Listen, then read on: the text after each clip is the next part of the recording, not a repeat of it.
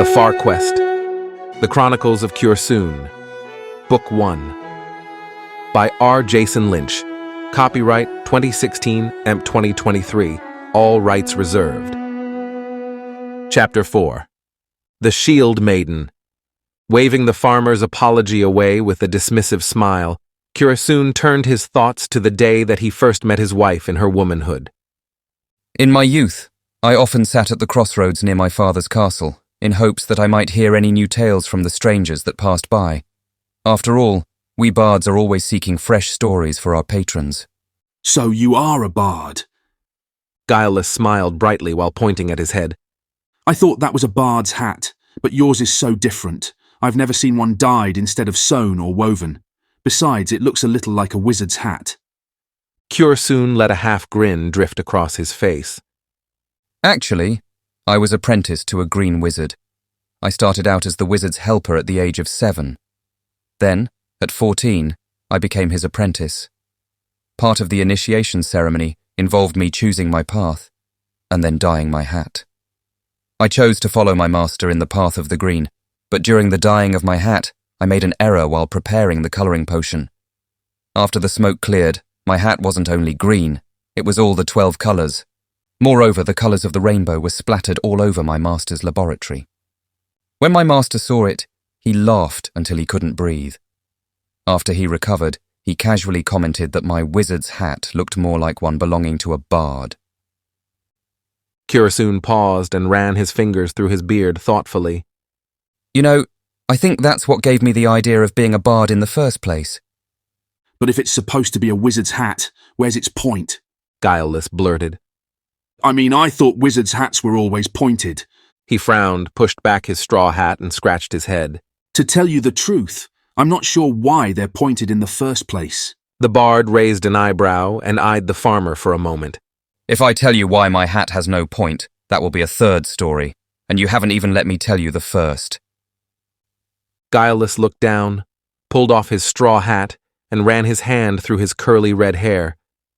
Begging your pardon, sir, I didn't mean to— Seeing that he was only making the situation worse, the farmer left the sentence unfinished and mumbled. Please go on. Cursoon let out a chuckle, and then started his tale anew. As I was saying, I sat at the crossroads hoping for a new story. That's where I first heard of Myrmerk, but I seldom repeat those tales because I'm not sure I believe them. At any rate, when I was nearly 20 years old, a procession of barbarians came riding along the road from the north. As they came, my eyes spied a fair shield-maiden with long golden locks riding among them, and while she was yet afar off, I took up my lute and began to sing in a loud, clear voice so that she might notice me as she passed. She did, and so she slowed her horse in order to listen to my song.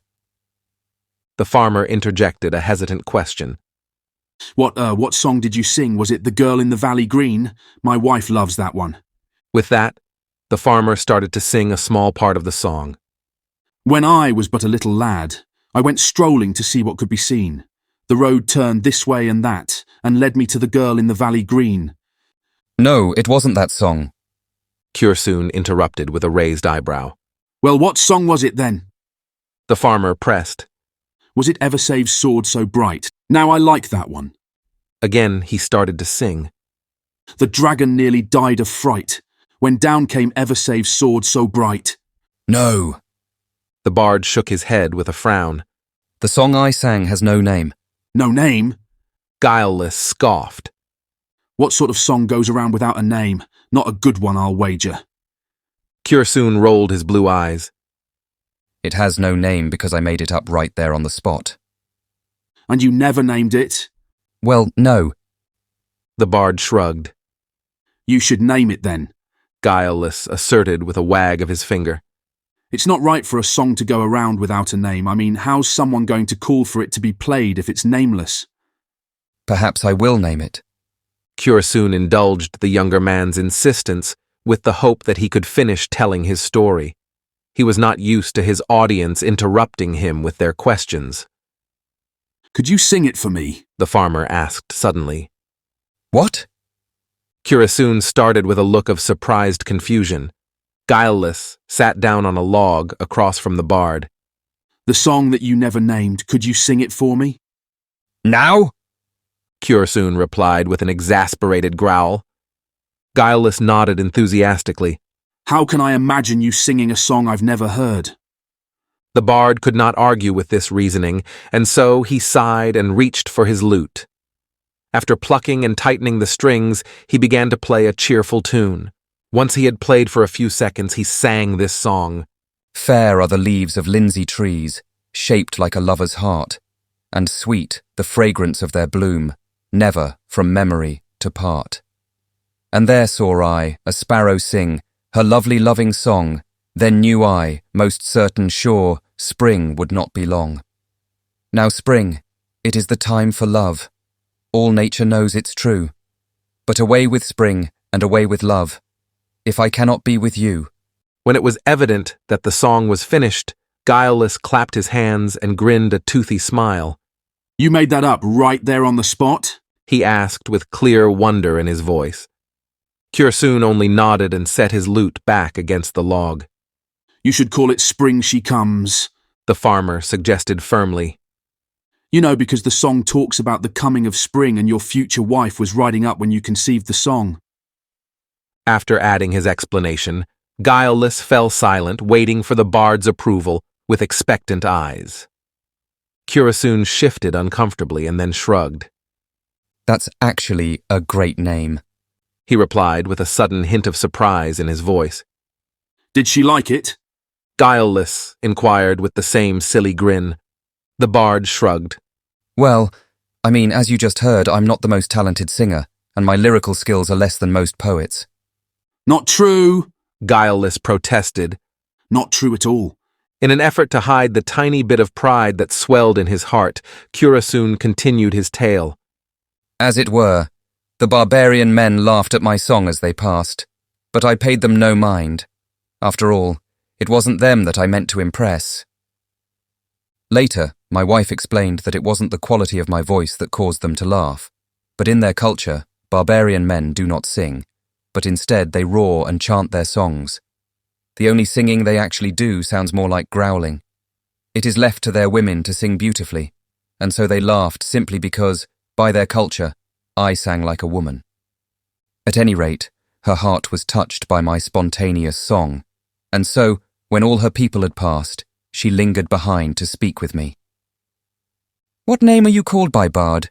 she asked me in her silken voice, and it was so lovely that it made my heart ache. "You must guess my name after I have told you yours." I answered with a sly grin. I hadn't recognized her at first, but at that very moment, I knew her. "You are fairest Frey of Goldenvale."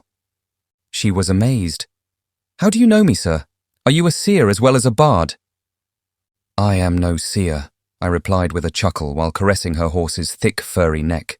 "But as a young girl, didn't you stay in my father's castle so you could study in our house of learning? And, oh sweet memory, didn't I once steal a kiss from you?" A look of sudden recognition grew upon her lovely face. "Kyosun, the son of Acumen." "At your service," I said, bowing low and removing my bard's hat, "as I remember you received a slap to your face for that theft." She smiled and goaded her horse so as to reclaim her place among her travelling companions.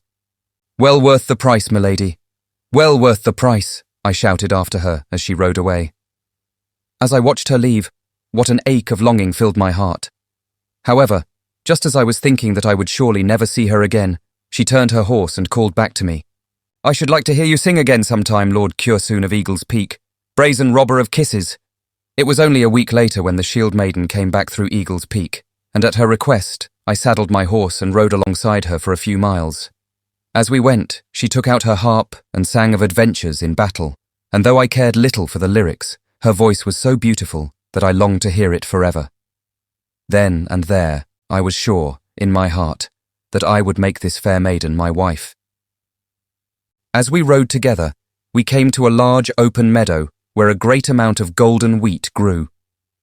Frey leapt from her horse and unsheathed her curved sword. The blade's cutting edge was razor-sharp, and the opposite side was serrated with cruel-looking spikes. "What do you mean by this?" I asked with an uneasy feeling in the pit of my stomach. "This is my favourite sword," she replied, while holding out the weapon with its tip pointed at me. I named it Bralina. Bloodlicker? I translated the name from Runic into Common, but I couldn't hide the grimace I made while doing so. She giggled at my disgust, but then a mischievous smile lit up her beautiful face. A Shield-Maiden must first be defeated by her suitor in single combat before she can become his swordwife, for such is the way of my people. I tried not to look nervous, but if I had known then about all the years she had spent in arduous training, I would have urged my horse forward and fled the scene. However, being completely ignorant of her skills in swordplay, I simply began to offer up an excuse against such a test. I'm no swordsman, I started to say, but Frey did not let me finish. Unexpectedly, she lifted my foot, thrusting me out of my saddle. Landing upon the ground, I quickly rolled and came to my feet. I was beginning to think this whole affair was not to my liking, but before I could protest further, Frey swung her curved blade at my head. The King of Heaven save you! Guileless gasped with a shudder.